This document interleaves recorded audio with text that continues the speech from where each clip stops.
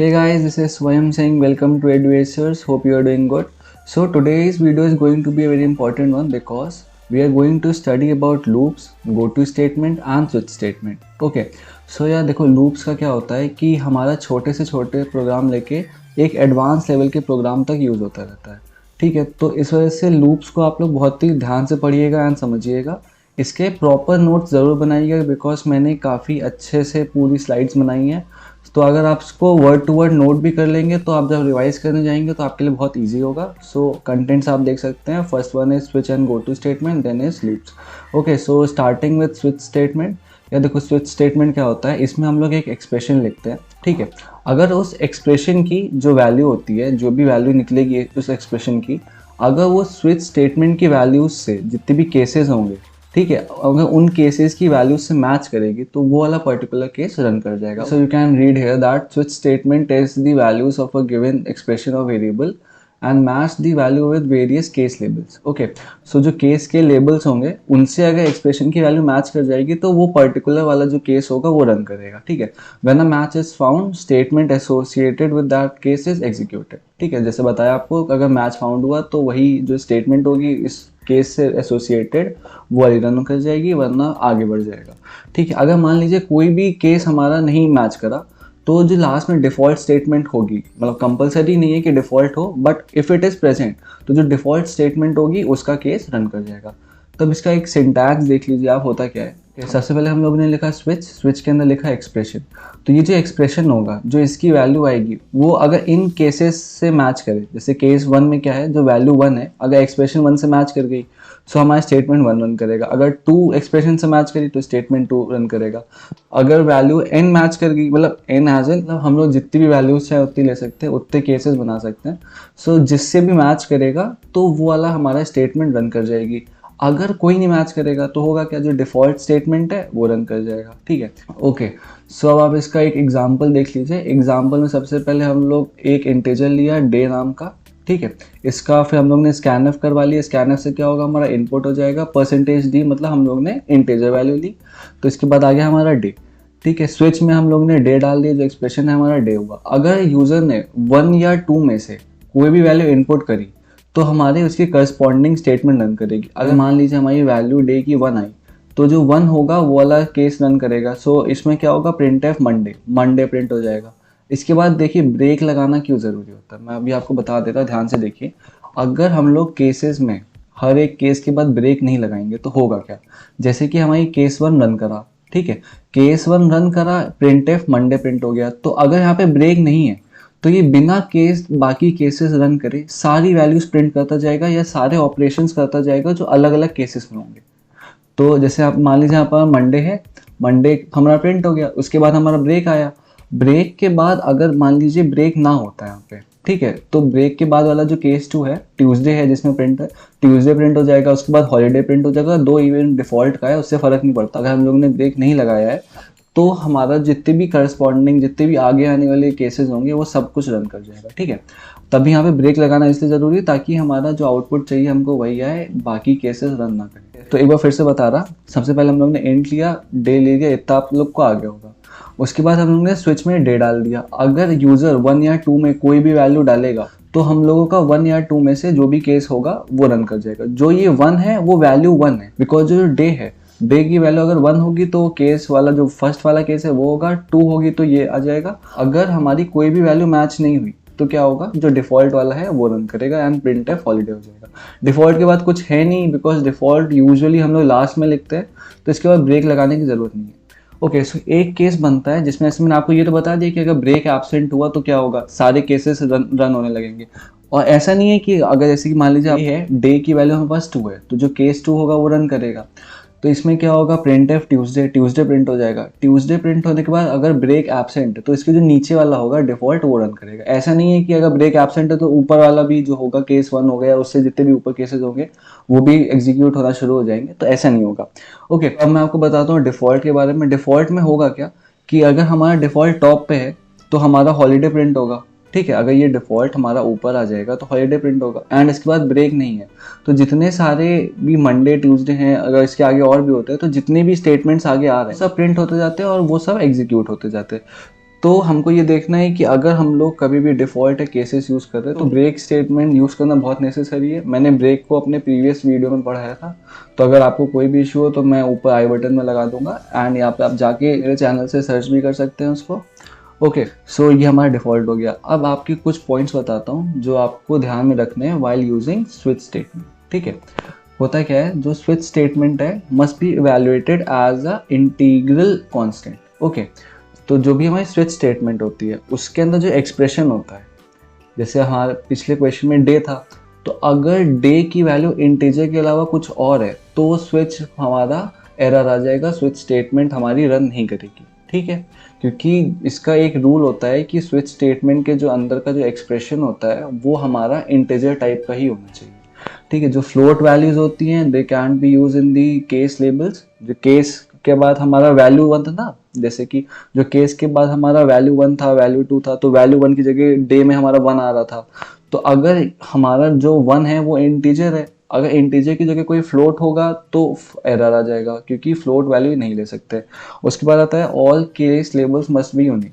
जो हमारा case one है वो सिंगल होना चाहिए, और फिर हम लोग केस रिपीट नहीं कर सकते। जो केस का लेबल था, जो भी केस का नाम था, जैसे 1 2 3 हो रहा था हमारा, तो हम लोग उसको फिर से रिपीट नहीं कर सकते हैं। ठीक है, इसके बाद आता है हमारा variables can not be used as a label. मतलब आपको बस इतना ध्यान रखना है कि अगर लेबल आप लिख रहे हैं तो वो सिर्फ और सिर्फ इंटीजर टाइप का होना चाहिए। ठीक है, उसमें ना ही फ्लोट वैल्यूज आएंगी ना ही वेरिएबल्स आएंगे। और फिर होता है कि जैसे मैं आपको बता ही चुका हूँ अभी कि जो डिफ़ॉल्ट स्टेटमेंट है ये ऑप्शनल है, या तो आप लगाएं या ना लगाएं, आप पे डिपेंड करता है, and it can be used anywhere inside the switch statement. इसके बाद देखिए ये दो क्वेश्चंस मेन होते हैं जो एग्जाम्स में कभी पूछ लेते हैं कि what if default is use before cases. अगर केसेस के पहले होगा तो अगर ब्रेक स्टेटमेंट नहीं होगी तो वो रन हो जाएगा। देखो, आपको अगर एग्जाम में क्वेश्चन आता है तो आपको क्या करना होता है, एक कोड जरूर लिख दीजिएगा, एंड कोड के थ्रू आप उसको एक्सप्लेन कर दीजिए, कुछ 2 3 लाइन में कर देंगे तो एग्जामिनर को पता चल जाएगा भाई बच्चे को आता है, उसने कोड लिख दिया तो वो कर लेगा।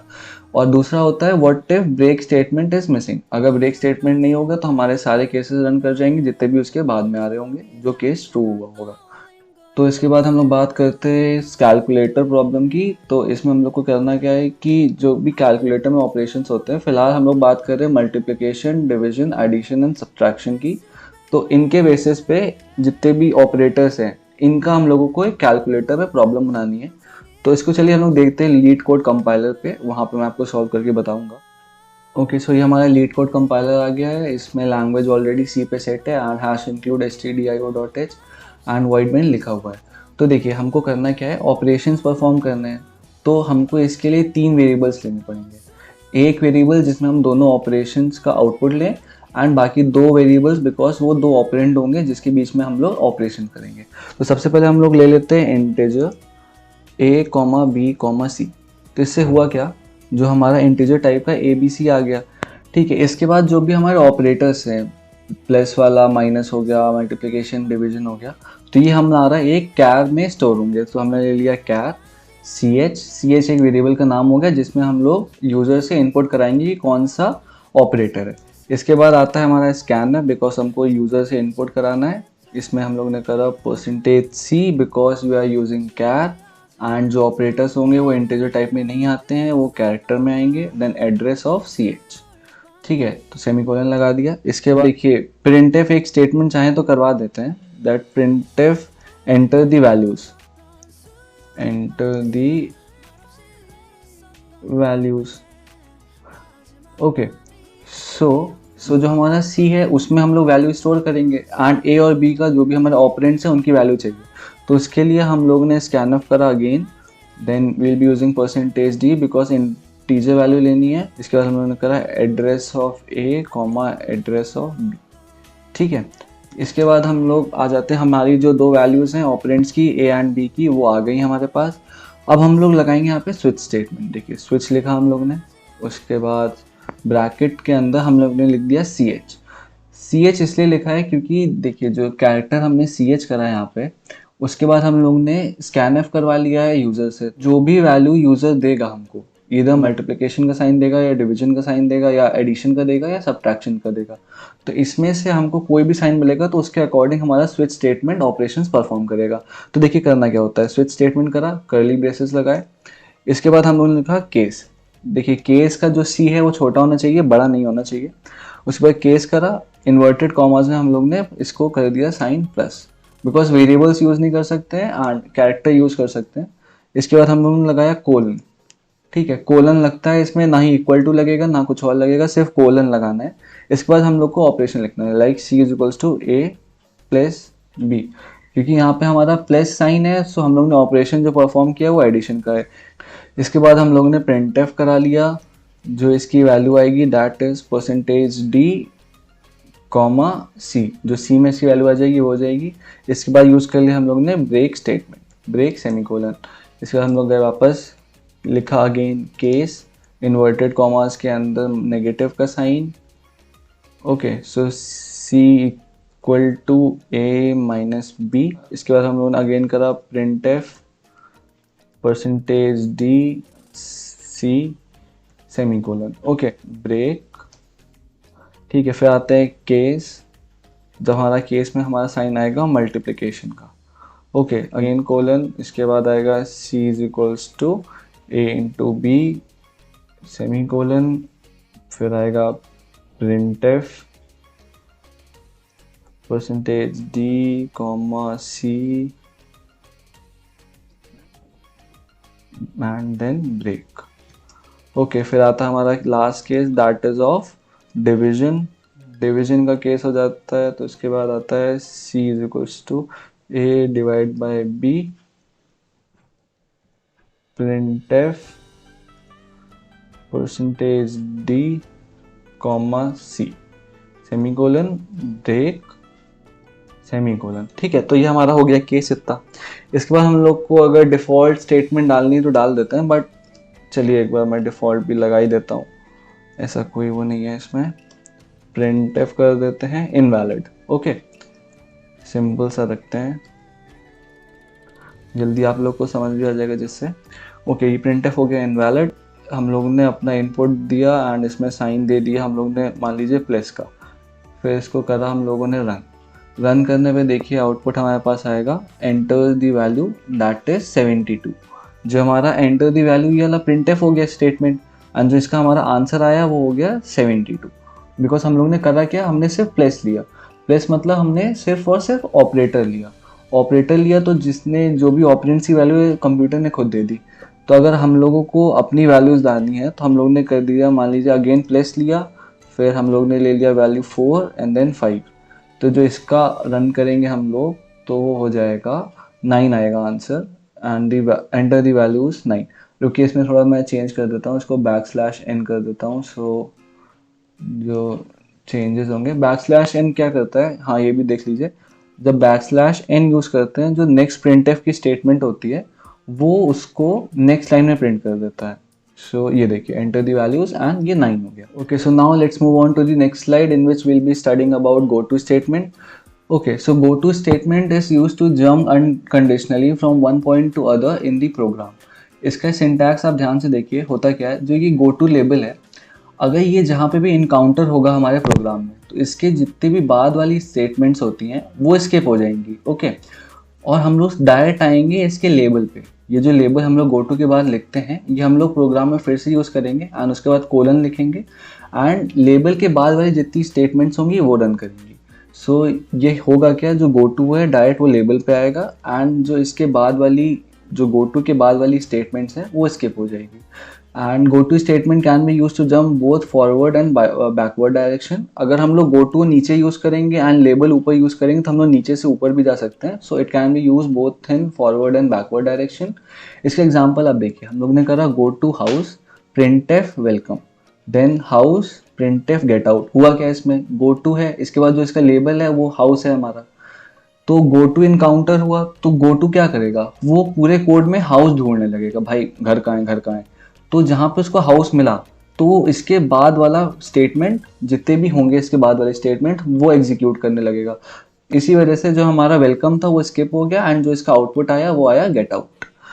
तो इसके बाद हम लोग बात करते हैं लूप्स के बारे में। एक मिनट ज़रा मैं पानी पी लूँ। यार पानी से तो वही याद आता है ना, अंकल जी पानी पिला दीजिए। सुना है आप लोगों ने? मेरा गला सूख रहा है। अब ध्यान से पढ़िएगा बिकॉज ये बहुत ही इंपॉर्टेंट पार्ट आ गया है हमारे कोडिंग का। एंड इससे प्रोग्राम्स हमारे बहुत सारे बनते हैं। एंड आप देखेंगे कि जितना भी वीडियो लेक्चर चलेगा, चाहे कोई भी लैंग्वेज हो, तो उसमें लूप्स का बहुत यूज़ होता है। एक लूप्स होते हैं, फंक्शंस होते हैं। ये पूरे प्रोग्राम में आगे तक हमको बहुत यूज़ आते हैं। So see there are two types of loops.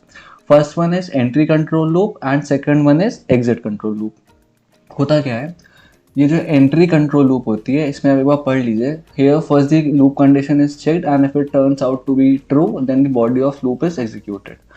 हमारी जो भी लूप होगी उसकी कोई बॉडी होगी, ठीक है, मतलब बॉडी एज एन उसके अंदर जो कुछ स्टेटमेंट्स होंगे जो हमको एग्जीक्यूट करने हैं अगर लूप की कंडीशन ट्रू हो रही है। तो इसमें करेगा क्या, जो एंट्री कंट्रोल लूप है वो पहले कंडीशन चेक करेगा। अगर कंडीशन ट्रू हुई तो वो बॉडी ऑफ लूप रन करने लगेगा। पर जो एग्जिट कंट्रोल लूप होता है वो क्या होता है, आप पढ़ सकते हैं। Like here first the body of loop is executed once then the loop condition is checked. If it is true, then again body of loop is executed, otherwise it terminates the loop. Once loop body will get executed irrespective of condition. मतलब इसमें ये है कि एक बार तो आपकी जो body होगी लूप की वो ज़रूर रन करेगी irrespective of आपकी कंडीशन ट्रू आ रही है या फॉल्स आ रही है।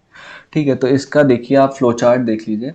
ये हमारा फ्लो चार्ट है एंट्री लूप का। हमने सबसे पहले इनिशियलाइजेशन कर ली, वो भी बात का पार्ट है, चलिए छोड़िए। मतलब बात का एज ये नहीं कि जो कोड करेंगे उसमें बात का आएगा, ये मैं आपको बताऊंगा कैसे क्या करना है। तो सबसे पहले इसमें ये देखिए कंडीशन चेक होता है। कंडीशन अगर ट्रू हुई तो लूप बॉडी के अंदर गए, अगर फॉल्स हुई तो सीधे बाहर आ गए। तो इसमें होता है क्या है, अगर मान लीजिए कंडीशन आपकी ट्रू हुई, बॉडी में गए, फिर से कंडीशन चेक करता है, फिर बॉडी में गए, फिर कंडीशन चेक करता है, फिर बॉडी में, अगर फॉल्स होती है तो सीधे बाहर आ जाता है। एंड फिर एक होता है एग्जिट कंट्रोल लूप। तो इसका फ्लो चार्ट देखिए, इसमें होगा क्या, सबसे पहले आप लोग गए बॉडी ऑफ लूप में अंदर, ठीक है। लूप के अंदर जाने के बाद यहाँ पे आपने चेक करी कंडीशन, अगर ट्रू हुई तो फिर से आप ऊपर गए, फिर आप बॉडी लूप में गए, फिर आपने कंडीशन चेक करी, फिर से गए, फिर कंडीशन चेक करी। अगर फॉल्स हुई तो ये सीधे बाहर आके टर्मिनेट कर जाएगा, ठीक है। तो ये होता है entry and exit control loop. इसके बाद हम लोग बात करते हैं, देखिए जो एंट्री कंट्रोल लूप होती है वो दो टाइप्स की होती है, एक होता है वाइल लूप एंड एक होता है फॉर लूप, ठीक है। तो सबसे पहले हम लोग पढ़ते हैं while loop. Here if the condition is true then the body of loop is executed. मतलब वही सेम डेफिनेशन है एंट्री लूप की, बस इसका सिंटैक्स आप देखिए होता क्या है। इसके सिंटैक्स में हम लोग सबसे पहले इनिशियलाइज कर लेते हैं काउंटर वेरिएबल, ठीक है। कंडीशन लिखने से पहले, वाइल लूप लिखने से पहले हम लोग सबसे पहले इनिशियलाइज करते हैं काउंटर वेरिएबल, फिर वाइल यूज करते हैं, उसके अंदर कंडीशन लिखते हैं, एंड देन उसके बाद हमारी आती है body of loop. Body of loop होने के बाद हम लोग लिखते हैं अपडेट काउंटर वेरिएबल। मीन्स जो भी हमारा वेरिएबल होता है ऊपर, उसको हम लोग अपडेट कर देते हैं, उसकी वैल्यू चेंज कर देते हैं। बिकॉज हमको फिर से ऊपर जाएगा, कंडीशन चेक करेगा, तो अगर हमारी कंडीशन का जो वेरिएबल है वो हमारा चेंज ही नहीं हुआ है तो हमारी कंडीशन लगातार रन करती जाएगी एंड वो इनफाइनाइट लूप हो जाएगा, तो वो गलत हो जाएगा। तो इसी वजह से हम लोग को अपडेट करना पड़ता है काउंटर वेरिएबल। इसके बाद इसका एग्जाम्पल देखिए, int I is equals to 1 while I is less than equal to 2 print F play. तो हुआ क्या, हमने सबसे पहले आई ले ली, उसकी वैल्यू 1 कर दी, फिर कंडीशन में डाला वाइल की, while I is less than equal to 2, मतलब आई की वैल्यू 1 हो गई, I is less than equal to 2। जब तक आई 2 से छोटा या उसके बराबर तक है तब तक ये लूप रन करेगी। तो अंदर गए हम लोग, कंडीशन ट्रू हो गई बिकॉज प्रिंट एफ करा प्ले, फिर हमने यूज करा I plus plus. I plus plus होता है क्या है, I is equal to I plus 1, जो भी आई की वैल्यू होगी वो +1 कर देगा, उसको 1 से बढ़ा देगा। तो हमारी आई की वैल्यू 1 थी, हमने इनकाउंटर करा आई प्लस प्लस, तो अब आई की वैल्यू हो गई 2।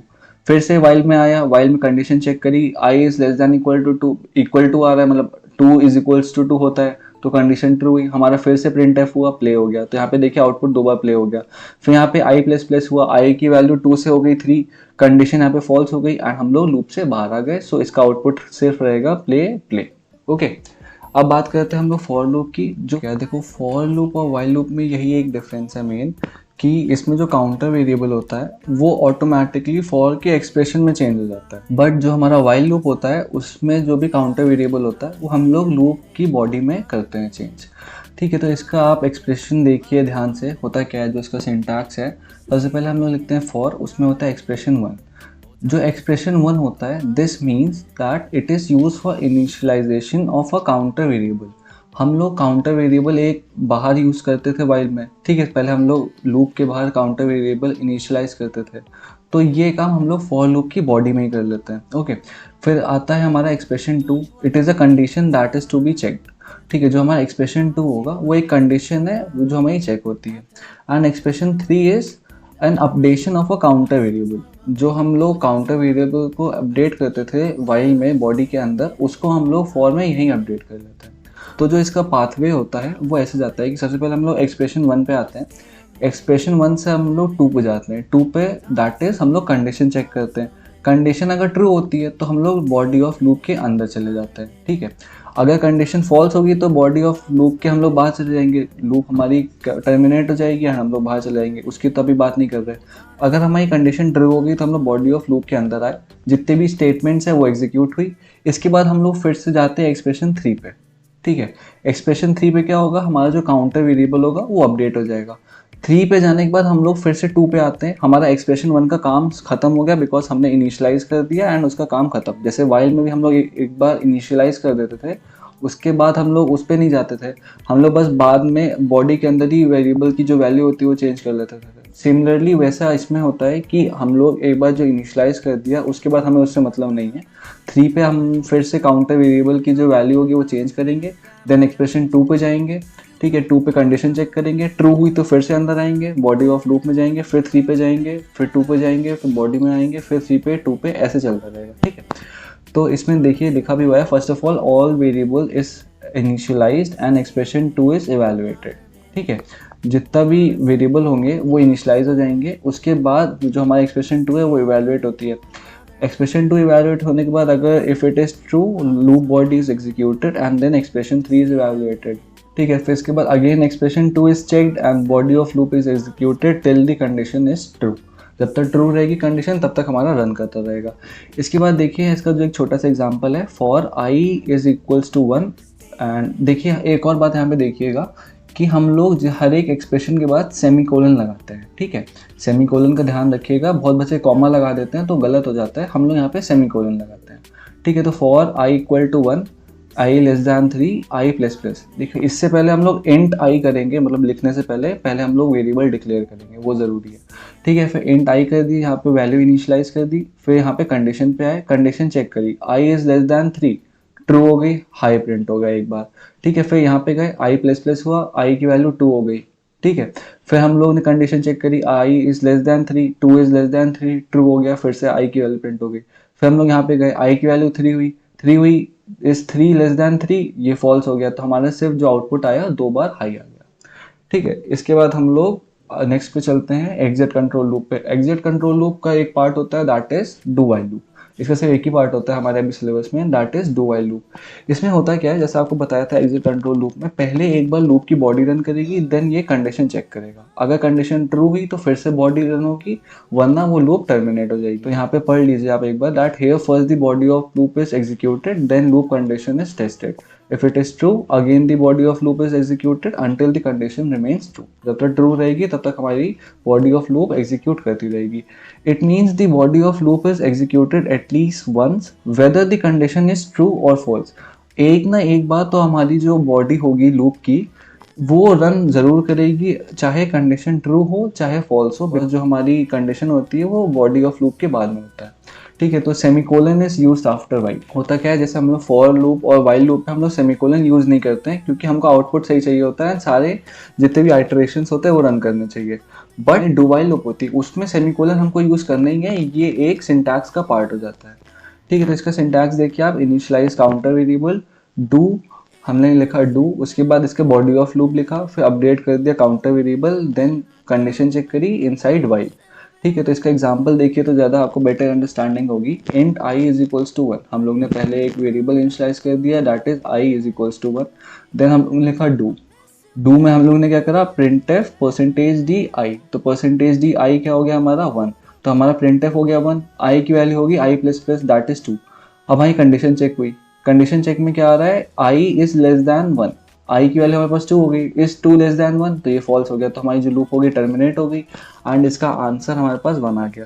इसमें आप ये देखिए, अगर हम लोग ये डू वाला पार्ट 2 मिनट के लिए भूल जाएं तो जो इंट आई है इक्वल टू 1 है, वाइल की कंडीशन में डालिए इसको, तो 1 इज लेस दैन 1, तो ये हो गया फॉल्स। अगर ये फॉल्स हो गया था तो हम लोगों को वन भी नहीं प्रिंट होना चाहिए था, ठीक है। हमारा वन प्रिंट इसलिए हुआ क्योंकि ये हमारा डू वाइल लूप है एंड इसमें एक बार लूप की बॉडी रन हो जाती है चाहे कंडीशन ट्रू हो या फॉल्स हो, ठीक है। तो आपको समझ आ गया होगा। एंड अगर वो कोई भी क्वेरी हो रही है तो आप मेरे से कमेंट सेक्शन में पूछिएगा, मैं फिर से किसी ना किसी वीडियो में आपको छोटे से पार्ट में करके इसको समझा दूंगा अच्छे से। कोई ऐसा इशू वाली बात नहीं है। एंड एक बार नहीं भी आ रहा है तो आप फिर से वीडियो को प्ले करिए, ध्यान से सुनिए एंड जो लिखा है उसको ध्यान से पढ़िए, सब हो जाएगा, ठीक है। इसके बाद हम लोग बात करते हैं दो केसेस की। पहला केस है what if break and continue statement are used inside loop. मैंने आपसे लास्ट वीडियो में कहा था कि जो नेक्स्ट वीडियो में लाऊंगा उसमें मैं आपको बताऊंगा ब्रेक एंड कंटिन्यू स्टेटमेंट को जब यूज़ करेंगे तो उसमें लूप के जो आउटपुट में क्या क्या चेंजेस आएंगे। तो हम लोग बात करते हैं सबसे पहले is using break inside for loop, ठीक है। फॉर लूप में क्या होगा, सबसे पहले हम लोग ने लिख लिया a hash include stdio.h void main, ठीक है। हम लोग ने इंटीजर में एक वेरिएबल स्टोर कर लिया, ठीक है। इसके बाद करा for i equal to 1, i less than equal to 3, i plus plus, printf hi break printf there, ठीक है। ठीक है, आप ध्यान से सुनिएगा। हम लोग ने करा क्या, for i is equals to 1, i की वैल्यू 1 ले ली। 1 लेने के बाद चेक करा condition i is less than equal to 3, क्या i 3 से छोटा या उसके बराबर है, तो कंडीशन होगी ट्रू। हम लोग लूप की बॉडी में आ गए, प्रिंटफ हाई एंड देन हमारा इनकाउंटर हो गया ब्रेक। तो जैसे हमारा प्रिंटफ हाई हुआ तो हमारा हाई प्रिंट हो गया, देन उसके बाद आ गया ब्रेक। ब्रेक आया तो इससे क्या हुआ, जो हमारा पूरा लूप था वो टर्मिनेट हो गया। आगे की फिर से हम लोग ऊपर लूप में गए नहीं, कंडीशन भी नहीं चेक करी, कुछ नहीं करा, हम लोग सीधे लूप के बाहर आ गए, ठीक है। तो इसका कंट्रोल सीधा क्या हुआ, लूप के बाहर आ गया एंड हमारा सिर्फ जो आउटपुट आया वो हाई आया। ओके, सो हम लोग बात करते हैं कंटिन्यू की। कंटिन्यू को हम लोग वाइल लूप में यूज़ करके देख रहे हैं। तो इसमें देखिए होता क्या है, सबसे पहले हम लोग ने करा इंट आई। इंट आई से क्या हुआ, हम लोग ने इनिशियलाइज कर दिया एक वेरिएबल, ठीक है। इसके बाद आए हम लोग वाइल पे कंडीशन चेक करी, आई इज लेस दैन 3, तो इज 1 लेस दैन 3, तो हमारा ये ट्रू हो गया। हम लोग गए बॉडी में, ठीक है, लूप की बॉडी में गए, यहाँ पे हुआ प्रिंटफ हाई। प्रिंटफ हाई से क्या हुआ, हमारा एक बार हाई प्रिंट हो गया, ठीक है। इसके बाद आया हमारा कंटिन्यू। कंटिन्यू से क्या हुआ, जो इतनी भी इसकी बाद वाली स्टेटमेंट्स हैं, ये दो printf there and I plus plus, ये स्किप हो गई एंड हम लोग फिर से चले गए वाइल लूप में, ओके।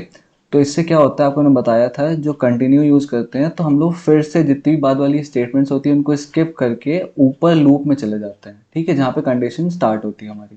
तो हम लोग फिर से लूप में आए, आई की वैल्यू अभी 1 है क्योंकि देखिए नीचे आई प्लस प्लस इनकाउंटर नहीं हुआ तो आई की वैल्यू बढ़ी नहीं, ठीक है। आई इक्वल टू 1 आ रही, फिर इज 1 लेस दैन 3, हमारा ट्रू हो गया, प्रिंटफ हाई। फिर कंटिन्यू आया, फिर हम लोग ऊपर चले गए, ठीक है। अभी भी वैल्यू आई की 1 है, फिर लेस देन 3, तो फिर से हाई आ गया, फिर प्रिंट हो गया, फिर आया, फिर से एकदम सेम होते होते हमारा हाई हाई प्रिंट होता जा रहा है, ठीक है, हाई हाई हाई, ओके। सो ये हमारा हो गया एक इनफाइनाइट लूप। तो ये एग्जांपल हमारा इनफाइनाइट लूप का आ गया। तो आप देख सकते हैं कि कंटिन्यू एंड ब्रेक यूज करने से कितना डिफरेंस हो जाता है। एक में हमारा सिर्फ एक बार हाई प्रिंट हो रहा है, बाकी सारे केसेस नहीं हुए, एंड एक में हमारा हाई प्रिंट ही होता जा रहा है, रुक ही नहीं रहा है, ओके। सो अब बात करते हैं हम लोग लास्ट स्टेप की, जिसमें हम लोग यूज करेंगे सेमीकोलन आफ्टर फॉर या वाइल लूप। जैसे मैंने आपको बताया था कि जो डू वाइल होता है उसका जो भी सिंटैक्स होता है उसमें हम लोग को सेमीकोलन यूज करना ही होता है, वरना एरर हो जाएगा। तो इसमें क्या होता है, हम लोग सेमीकोलन यूज कर सकते हैं बट हमारा जो आउटपुट हो जाएगा वो चेंज हो जाएगा एंड हमारे सारी इटरेशंस रन नहीं करेंगी। तो देखिए होगा क्या इसमें, तो इसमें आपको ये देखना है, जो वाइल लूप होगा इसमें अगर आप सेमीकोलन यूज करेंगे तो इससे क्या होगा, जो इसका लास्ट आइटरेशन होगा वो प्रिंट होगा, ओके। अगर सेमीकोलन यूज हुआ तो जितना, जैसे हमारा पहले एक बार लूप रन करी, फिर दूसरी बार लूप रन करी, फिर तीसरी बार करी, ये कब तक करती है, जब तक कंडीशन ट्रू रहती है, ओके। सो ये क्या करेगा, सिर्फ एक बार रन करेगा, बिकॉज हम लोग, जैसे मान लीजिए हमें फर्स्ट कंडीशन चेक हुई, ट्रू हो गई, रन हो गया, सेकंड कंडीशन चेक हुई, ट्रू हुई, रन हो गया। तो इसमें क्या होगा, जो इसकी लास्ट कंडीशन होगी उसमें जो आउटपुट आ रहा होगा सिर्फ वो प्रिंट करेगा एंड वो बाहर हो जाएगा।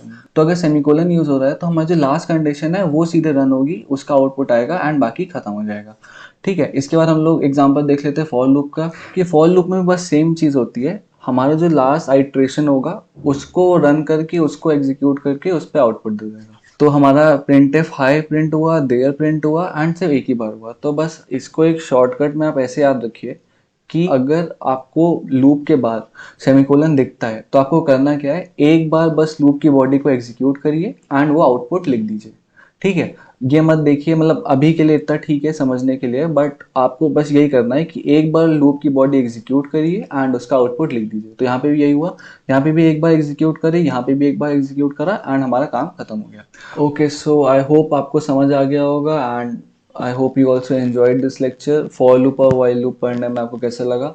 इसके बाद हम लोग बहुत ही इंटरेस्टिंग प्रोग्राम्स करेंगे, पैटर्न्स बनाएंगे, सीरीज बनाएंगे, बहुत सारे नंबर्स की बात करेंगे, Armstrong number, perfect number, palindrome number. ठीक है, तो जो नेक्स्ट वीडियो आएंगे अपकमिंग 2 to 3 वीडियोस में हम लोग सिर्फ और सिर्फ क्वेश्चंस करेंगे लूप्स पे, एंड जो आपको एग्जाम होगा उसमें भी आपको एकदम सेम क्वेश्चंस मिलेंगे।